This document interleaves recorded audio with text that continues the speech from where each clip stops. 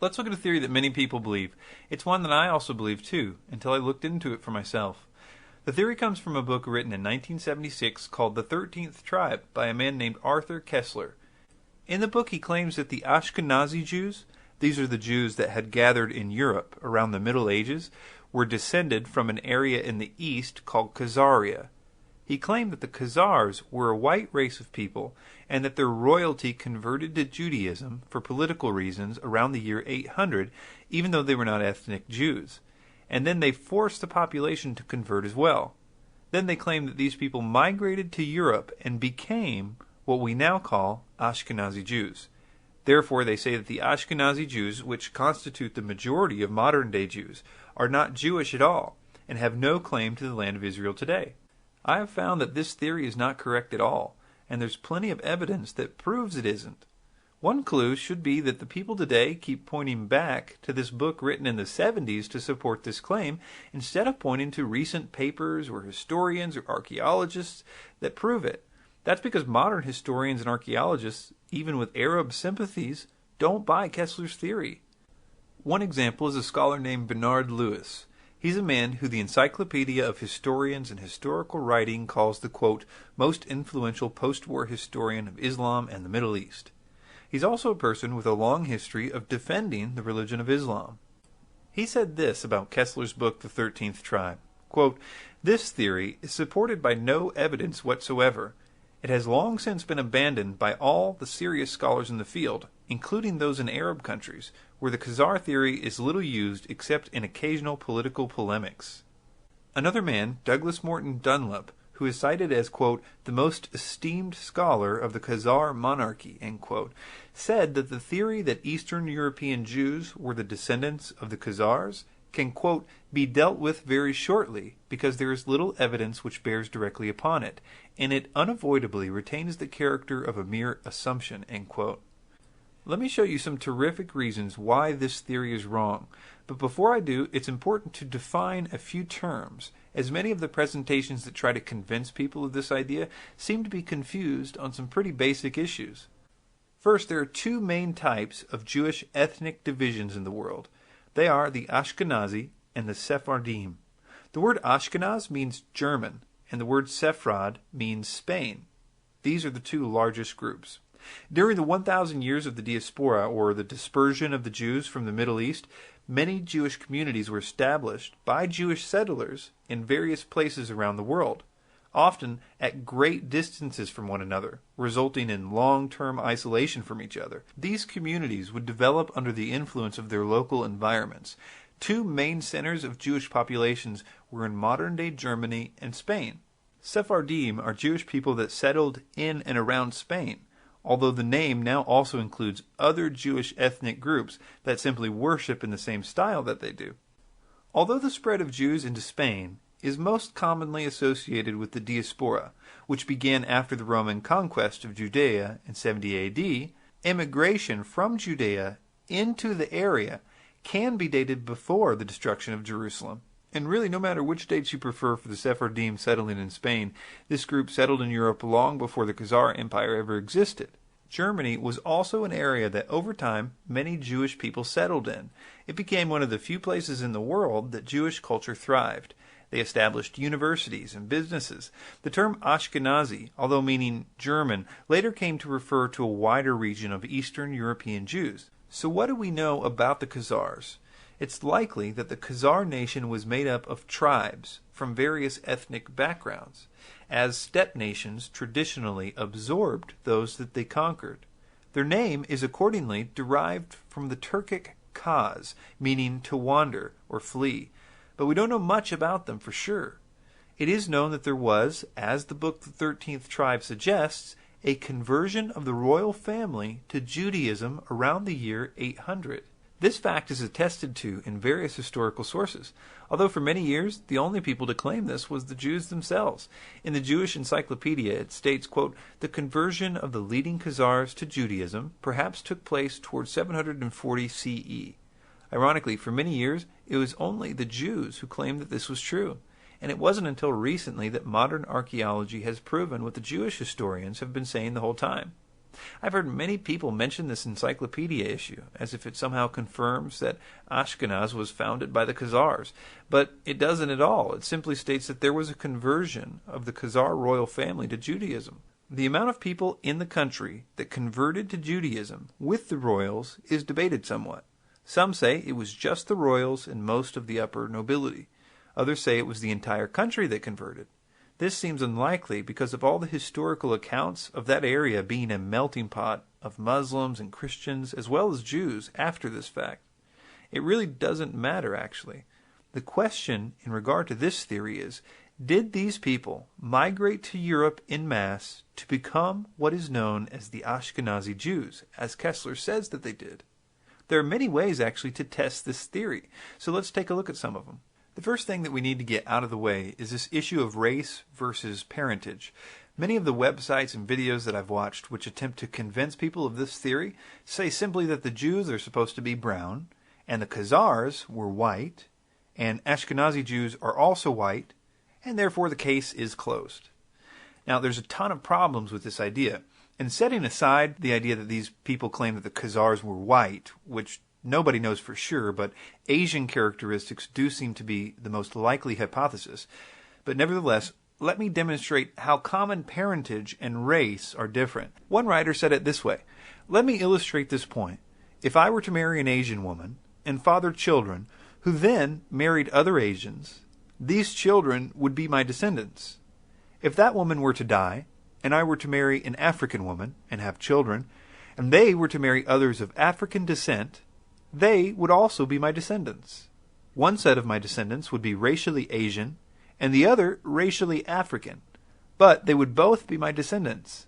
Today's Jewish people claim to be, by and large, the community of physical descendants of Abraham and the patriarchs. Whatever their race is not the issue. The issue is descent. The fact is that you can't tell who is and who isn't a Jew based on skin color. But thanks to modern technology, we now do have a way to test this, and it will be the first way we will look at to debunk the idea of the 13th tribe. Over the last 10 years, there's been astonishing discoveries in the area of genetic testing that not only destroy any hope of this 13th tribe theory, but also offer dramatic proof to the biblical account of history as well. Genetic testing of both the Ashkenazi and the Sephardim, and even Samaritan Jews, which are the ones that have never left the land of Israel, reveal a common ancestor. And what's even more amazing is that that ancestor traces back to the same area in the Middle East, and to the same time in history. There are some finer details about this testing, which we're going to look at in a minute, but I think the most amazing part of this genetic research is in regard to something called the Kohanim. The Kohanim, or people with the last name Cohen, is basically a person that claims to be descended from the biblical person Aaron, who was Moses' brother. They were the priests, and people today that have the last name Cohen are essentially claiming that they are descended from this man 3,000 years ago. And what makes them such good test subjects for this genetic research is that while Jews in general mostly married within their tribes over the years, the Kohanim were ultra particular about this, and even today there are strict rules about marriage for people of the Cohen line. Another important factor in this is in regard to the nature of the Y chromosome. The Y chromosome is one of two chromosomes that determine the sex of a child, and it is passed from father to son. So, if I had a son, he would inherit a Y chromosome from me and an X chromosome from his mother. And if I had a daughter, she would inherit an X chromosome from me and an X chromosome from her mother. Since Y chromosomes are passed from father to son, all Kohanim men should theoretically have almost identical Y chromosomes. This can be tested with the genealogical DNA test. And in addition, as the rate that mutations accumulate on the Y chromosome is relatively constant, scientists can also estimate the elapsed time since two men had a common ancestor. So they can know the time period when this original man existed. And amazingly, because of the so-called halotype, they can also tell more or less what region in the world this man lived in. Isn't science cool? The Cohen hypothesis was first tested in 1997. In their study, which was published in the journal Nature, they found that genetic similarities appeared to be shared by both Sephardic and Ashkenazi Cohens, pointing to a common Cohen population origin before the Jewish diaspora under the Roman Empire. many more studies were done with a greater number of test subjects and in many diverse areas in the years that followed that confirmed these initial findings. One recent study, published in 2009, demonstrates that 46.1% of Kohanim carry Y chromosomes belonging to a single parental lineage that likely originated in the Near East well before the dispersal of Jewish groups in the diaspora. Support for a Near Eastern origin of this lineage comes from its high frequency in the sampled Bedouins, Yemens, 67%, and Jordanians, 55%, and its precipitous drop in frequency as one moves away from Saudi Arabia and the Near East. Moreover, there is a striking contrast between the relatively high frequency of this gene in Jewish populations and its vanishingly low frequency in the sample of non-Jewish populations that hosted Jewish diaspora communities outside of the Near East. So a Jew may look like its host population, but it is genetically very distinct. I think it's really provocative that they also found this connection with the Kohens that have lived in Israel continuously this whole time, called the Samaritans. They are a very small group of people that broke away from traditional Judaism around the 5th century BC.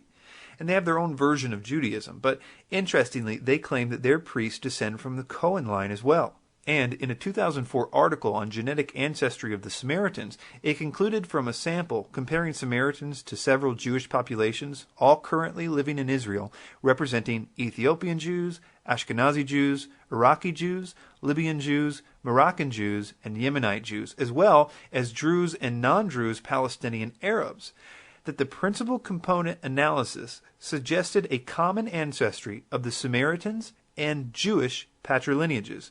Most of the former may be traced back to a common ancestor in what is today identified as the paternally inherited Israelite high priesthood, or the Kohanim, with a common ancestor projected to the time of the Assyrian conquest of the Kingdom of Israel. If you think about it, this is such a major blow, not only to the 13th tribe theory, but also to people that claim that Jews don't at least have a claim to the land of Israel, as well as people that claim that the Bible is not historically accurate. There's not a whole lot of people trying to disprove the core findings of this research. Now, there was a paper out about 10 years ago after the first tests were done by a guy named Zussman, who questioned that some of the evidence was being overstated. But those concerns were addressed in the subsequent studies, and even serious critics of Jews are coming to terms with this data. For instance, a man named David Duke, who was a former Grand Wizard of the Ku Klux Klan, who in his book My Awakening says that he believes in the Khazar theory, now seems to agree that, quote, genes don't lie. Unfortunately, he seems to be using this new information for negative ends too. Here's a clip from YouTube. Jews from the different regions of the world were found to share many genetic traits that are distinct from other groups and that date back to ancient times. Now, much Jewish research exists on this subject. Researchers Kobylyansky and Lifshitz examined 25 morphological characteristics and estimated that Jews in Russia were 6 times more genetically distant from Russians than Russians were from Germans. I would never have guessed that Jews were 6 times more distant from Russians and other Europeans than, say, Russians are different from Germans or Frenchmen, or that Italians might be different from Swedes. But genes don't lie. Jewish differences exist whether or not one has the Jewish look. In fact, Jewish genetic difference is far greater under the skin than on the surface. The point is that the Ashkenazi population, by and large, has the same Jewish genes as the Jewish populations all over the world. And this is the death nail to the theory that the Ashkenazi Jews descended from the Khazars. The entire premise of this theory has been totally shattered. That doesn't mean, however, that the Khazars played absolutely no role in the Ashkenazi community development. As with most lies, they often contain an element of truth. The genetic tests in the Ashkenazi population did show that there was a possible connection to Khazaria or some other genetic influence in a certain percentage of those tested, some say about 12%. This suggests that there was at least some amount of migration of refugees to Europe by Khazarians after the Khazar Empire was taken over, which was to be expected, as it was where most Jews, converts or not, gathered, as it was a major center of Jewish civilization at the time. But these refugees would have been very small, as historians note that the Khazar sovereignty was broken up by Sviatoslav I of Kiev. The Khazars became a subject people of the Kievian Ruses, gradually displaced by the Rus, the Kipchaks, and later the conquering Mongol Golden Horde. The Khazars largely disappeared as a culturally distinct people. But, as we have demonstrated, it doesn't matter anyway. There's no possible way, based on the genetic evidence, that Ashkenazi Jews originated from the Khazars. The Ashkenazi Jews are linked to Jews all over the world by their genes, even though they have different races. Another way to show that this theory is wrong is with language and culture, which, as social sciences, can be very helpful. Yiddish was the language spoken by early Ashkenazi Jews, and it's by tracing the migration of Yiddish that we can also trace the migration of the Ashkenazi Jews after they left the region. Yiddish is a Germanic language with a heavy influence of Hebrew. It also has traces of Latin-derived languages in it. Basically, it's a mix between Hebrew and European languages, and primarily German. And it uses the Hebrew alphabet.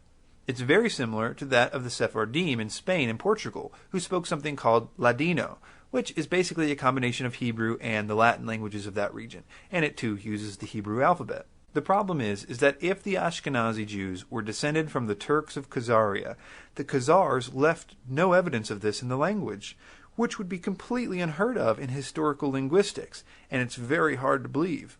Yiddish bears no resemblance to the language of the Turks, and there's no shared vocabulary. This is a pretty big point if you're a linguist. But add to this the absence of any apparent cultural influence, and it's a dramatic leap of faith that the Ashkenazi Jews were descended from a country that has no evidence of it in their language or culture. One might even go so far as to say that such an idea is an impossibility. Another point is made by a commentator saying, those who continue to push forth the theory that Ashkenazi Jews are not real Jews also display a gross ignorance of the Jewish religion concerning the treatment and acceptance of converts. This is either ignored or unknown by those who make the accusation. Although we've already seen the DNA evidence that vindicates modern Jews, even if by some chance they were not ancestrally related, the fact remains, in Judaism, a convert is treated with the utmost respect and, according to Jewish law, no differentiation is made between a biological, if you will, Jew and a Jewish convert. Even some famous biblical characters, one example being Ruth, an ancestor of King David, were converts to the faith and not born into it as a descendant of Abraham. I, Chris, would even submit that the genealogy in the book of Matthew shows us that Jesus, or Yeshua, was legally descended from this line of Ruth through David all the way to his stepfather Joseph. But his blood connection to this line comes through his mother, which we find in the genealogy of Luke, which instead of going through the Solomon line, it goes through David's other son Nathan, which masterfully avoids a curse that was put on the line of Jeconiah. Today's Jewish people are by and large the community of physical descendants of a guy named Abraham. Whatever their race is not the issue. The issue is descent.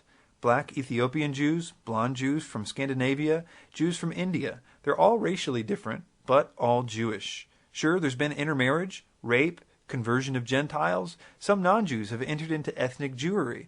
But at the core, the Jewish community remains descended from patriarchal Israel. Thanks for your time.